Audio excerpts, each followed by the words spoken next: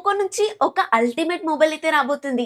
Recent గా అన్ని brands కూడా 7000 mAh బ్యాటరీలు, 8000 mAh బ్యాటరీలు, రియల్మీ P4 పవర్ లో వచ్చేసి 10,000 mAh బ్యాటరీలు కూడా చూసాము. బ్యాటరీలు పెద్దగా అన్ని బ్రాండ్స్ ఇస్తున్నాయి. దీంట్లో వింతేముంది అనుకున్నారేమో తెలీదు కానీ పోకో వాళ్ళు మాత్రం పెద్ద బ్యాటరీతో పాటు ఈ మొబైల్లో మీరు గెస్ చేయలేనంత పెద్ద డిస్ప్లేతో ఈ మొబైల్ అయితే తీసుకొస్తున్నారు. ఆ మొబైల్ మరేంటో కాదు, పోకో M8 పవర్. పేర్లోనే తెలిసిపోతుంది ఇదొక పవర్ఫుల్ మొబైల్ అని. Hi hello guys, this is Priyanka, you're watching Priyanka tech news. ఈ రోజు ఈ వీడియోలో వచ్చేసి మనం పోకో M8 పవర్ మొబైల్ కి సంబంధించిన కంప్లీట్ డీటెయిల్స్ తో పాటు ఏ ప్రైస్ లో వస్తుంది, అసలు ఈ మొబైల్ తీసుకోవచ్చా లేదా అనేది ఈ వీడియోలో మాట్లాడుకుందాం. ఈ మొబైల్ కి సంబంధించిన డీటెయిల్స్ తెలుసుకునే ముందు మీకు ఒక ఫ్యాక్ట్ చెప్పాలి. మీకు ఆల్రెడీ తెలిసిందే, పోకో, రెడ్మీ, షోమీ ఈ మూడు కూడా ఒకే చెట్టు కొమ్మలు. రీసెంట్ గా గవర్నమెంట్ అయితే ఒక సబ్సిడీ ఇచ్చింది మొబైల్ మార్కెట్ లో. దీనివల్ల షోమీకి అయితే చాలా బెనిఫిట్ అయితే జరగబోతుంది, అది కూడా మ్యానుఫ్యాక్చరింగ్ డిపార్ట్మెంట్ లో. ఇదైతే మనందరికీ కూడా గుడ్ న్యూస్ అవుతుంది. అదేలా అంటారా, వీళ్ళు మామూలుగా తయారు చేసే మొబైల్స్ పర్సెంటేజ్ కన్నా 30 మిలియన్ మొబైల్స్ ఎక్కువగా మ్యానుఫ్యాక్చర్ చేయబోతున్నారు. అది కూడా 25,000 రూపీస్ బడ్జెట్ లోపే ఎక్కువగా మొబైల్స్ ఉంటున్నట్లుగా అయితే తెలుస్తుంది. ఇకపోతే ఈ మొబైల్ విషయానికి వస్తే ఆల్రెడీ చెప్పాను కదా, రెడ్మీ, పోకో ఒకటే చెట్టు కొమ్మలు అని చెప్పేసి. సో ఈ మొబైల్ ని కూడా అలానే తీసుకొచ్చారు. ఫస్ట్ రెడ్మీ నోట్ 17 గా తీసుకొచ్చిన మొబైల్ ని ఇప్పుడు పోకో M8 పవర్ గా అయితే తీసుకొస్తున్నారు. స్పెక్స్ అయితే సేమ్ ఉంటాయి, బ్రాండింగ్ చేంజ్ ఉంటుంది. డిజైన్ లో మీకు కెమెరా సెటప్ తప్ప మిగతాదంతా కూడా సేమ్ ఉంటుంది. మామూలుగా ఏదైనా ఒక బ్రాండ్ ఒక డిపార్ట్మెంట్ లో మంచి ఫ్యూచర్ ఇస్తే దాన్నే హైలైట్ చేసుకుంటారు కదా, కానీ పోకో వాళ్ళు మాత్రం అలా చేయలేదనిపించింది. దీంట్లో పెద్ద బ్యాటరీ ఇచ్చారు, దాంట్లో గొప్పేం లేదు కదా, ఎందుకంటే ఇప్పుడు అన్ని బ్రాండ్స్ కూడా పెద్ద బ్యాటరీలే ఇస్తున్నారు.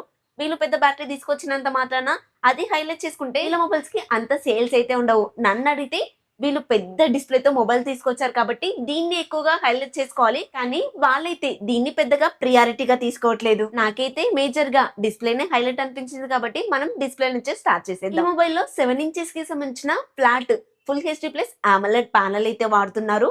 బెజల్స్ కూడా చాలా తక్కువగా ఉన్నాయి. కార్నర్స్ కూడా రౌండెడ్ గా ఉండడం వల్ల ప్రీమియం లుక్ అయితే ఇస్తుంది. 120Hz రిఫ్రెష్ రేట్ తో 1800 స్పీక్ బ్రైట్నెస్ తో వస్తుంది. ఈ మొబైల్ లో 2160Hz టచ్ శాంప్లింగ్ రేట్ తో అయితే వస్తుంది. చిన్న చిన్న గేమ్స్ అవి ఆడుతున్నప్పుడు ఫింగర్ లాగ్స్ అనేవి నోటీస్ చేయరు. AMOLED డిస్ప్లే ఇస్తున్నారు కాబట్టి ఎలాగో in display finger print censor ఇస్తున్నారు. మంచి విషయం అండి. LCD ప్యానల్స్ ఇచ్చేసి సైడ్ ఫింగర్ ప్రింట్ సెన్సార్ కి అయితే తీసుకెళ్లలేదు. ఇంకోటి, ఈ మొబైల్ గ్లౌ మోడ్ కి కూడా సపోర్ట్ చేస్తుంది. మామూలుగా చాలా మంది బైక్ మీద వెళ్తున్నప్పుడు గ్లౌస్ వేసుకొని డ్రైవ్ చేయడం చాలా మందికి అలవాటు ఉంటుంది. కానీ బైక్ నడుపుతున్నప్పుడు మధ్యలో GPS చెక్ చేసుకోవడానికో లేదంటే కాల్స్ వచ్చినప్పుడు కానీ గ్లౌ ని తీసి కాల్స్ అటెండ్ చేయాలి, లేదంటే కొంతమంది గ్లౌస్ ఫింగర్ దగ్గర కూడా కట్ చేసుకుంటారు. సో ఇప్పుడైతే ఈ మొబైల్ కొన్న వాళ్ళకి ఆ టెన్షన్స్ అయితే ఉండవు.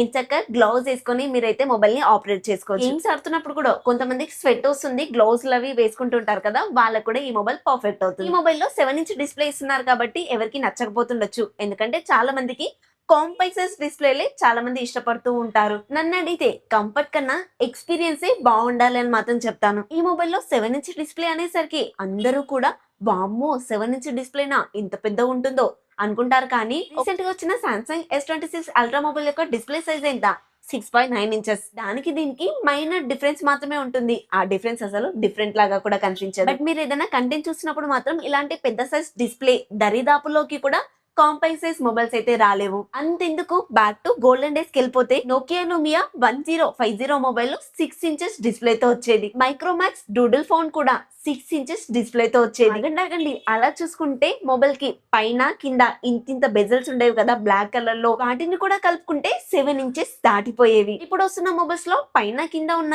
ఈ బెజల్స్ ని కంప్లీట్ గా రిమూవ్ చేసేసి మొత్తం డిస్ప్లే తోనే 7 ఇంచ్ డిస్ప్లే మొబైల్స్ అయితే చూస్తున్నాం. ఒకటి, మొబైల్ సైజ్ పెరిగినప్పుడు ఇందులో ఇచ్చే బ్యాటరీని కూడా ఇంకా పెంచే ఛాన్స్ అయితే ఉంటుంది. ఇంకోటి, మొబైల్ సైజ్ పెరిగినప్పుడు మొబైల్ కూడా చాలా స్లిమ్ గా అవుతుంది. MI Max 3 అనుకుంటా ఇండియాలో నేను లాస్ట్ టైం చూసిన పెద్ద స్క్రీన్ డిస్ప్లే తో వచ్చిన మొబైల్. పోకో వాళ్ళు కూడా డిస్ప్లే కి సంబంధించిన కొన్ని పిక్చర్స్ అవి చూపిస్తున్నారు, కానీ బట్ ఇది 7 ఇంచ్ డిస్ప్లే అని మాత్రం ఎక్కడా మెన్షన్ చేయట్లేదు. చాలా మంది కాంపాక్ట్ సైజ్ లోనే మొబైల్స్ ఉంటే బాగుంటాయని జనాలు అనుకుంటూ ఉంటారు కాబట్టి వీళ్ళు ఇంత పెద్ద డిస్ప్లే తోటి మొబైల్ తీసుకొస్తున్నామని చెప్పేసి ముందుగా రివీల్ చేయట్లేదు. ఇంత పెద్ద డిస్ప్లే ఇచ్చినందుకు ఈ మొబైల్ ని ఫోన్ అని కాదు, టాబ్లెట్ అని పిలవాలి. చాలా మందికి ఇది కొత్తగా వింటున్న పేర్లాగా అనిపించవచ్చు, కానీ కరోనాకు ముందు నేను ఎక్కువగా విన్న పేరు, నేను తీసుకోవాలనుకున్న మొబైల్ కూడా. ఇలాంటి ఇంట్రెస్టింగ్ విషయాలు రోజు కుప్పలుగా తీసుకొస్తూ ఉంటాను. సబ్స్క్రైబ్ చేసుకోకపోతే మీరే మిస్ అవుతారు, మీ ఇష్టం. ఇంకా ఇన్ఫర్మేషన్ నచ్చితే లైక్ చేయండి, హై పాయింట్స్ ఉంటే మాత్రం ఇవ్వడం మర్చిపోద్దు. యూట్యూబ్ కొత్త వాళ్ళకి మన ఛానల్ ని రికమెండ్ చేస్తుంది.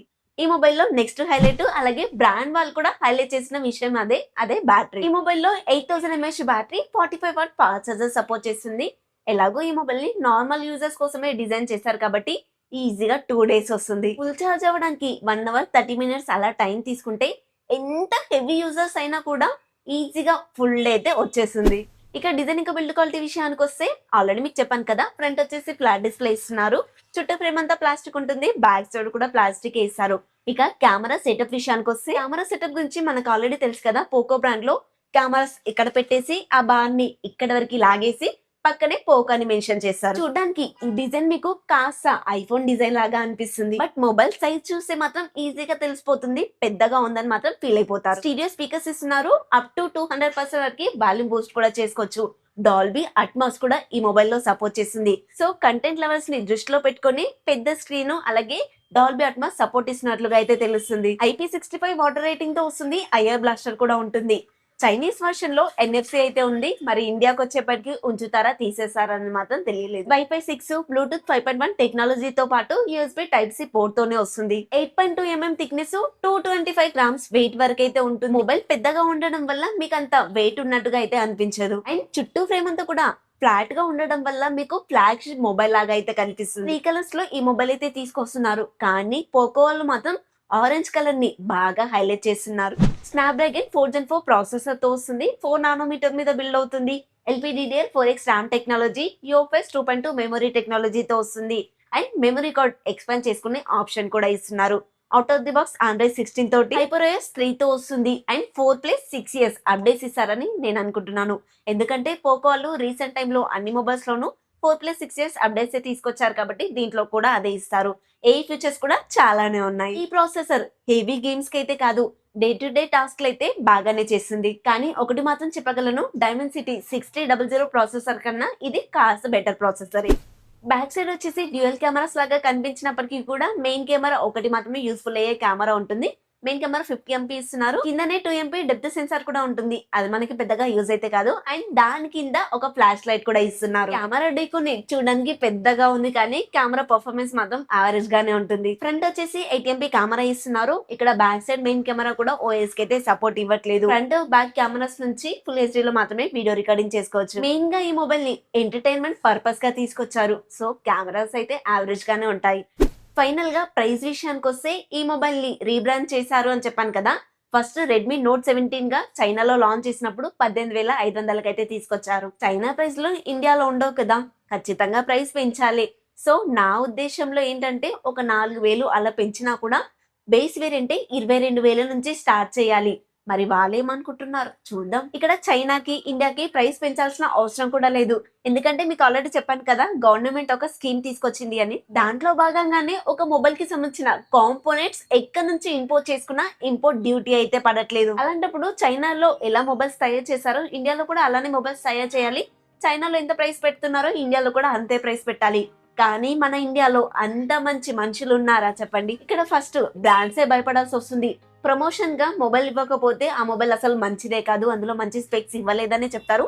దానికి భయపడన్నా కూడా మార్కెటింగ్ కోసం వీళ్ళు ఎక్కువగా డబ్బులు ఖర్చు చేయాల్సి వస్తుంది. నేను ఈ మొబైల్ కి సంబంధించిన ఇన్ఫర్మేషన్ తో పాటు కాస్త నాకు తెలిసిన ఎక్స్ట్రా ఇన్ఫర్మేషన్ కూడా ఇచ్చాను.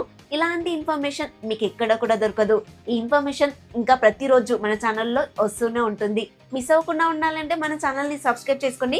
ఇన్ఫర్మేషన్ నచ్చితే ఒక లైక్ చేయండి. ఈ వీడియో చూస్తున్న మీలో ఎంత మంది అప్పట్లో 6 inches డిస్ప్లే, అది కూడా పైన కింద ఇంత పెద్ద బెజల్స్ ఉన్న మొబైల్స్ వాడారో కామెంట్ లో చెప్పండి, నేను కూడా తెలుసుకుంటాను. ఐఫోన్స్ ఉంటే మాత్రం ఇవ్వడం అస్సలు మర్చిపోద్దు. నెక్స్ట్ ఇంకొక కొత్త యూస్ఫుల్ ఇన్ఫర్మేషన్ వీడియోతో మీ ముందుకు వస్తాను. ఉంటా మరి, బాయ్ ఫ్రెండ్స్.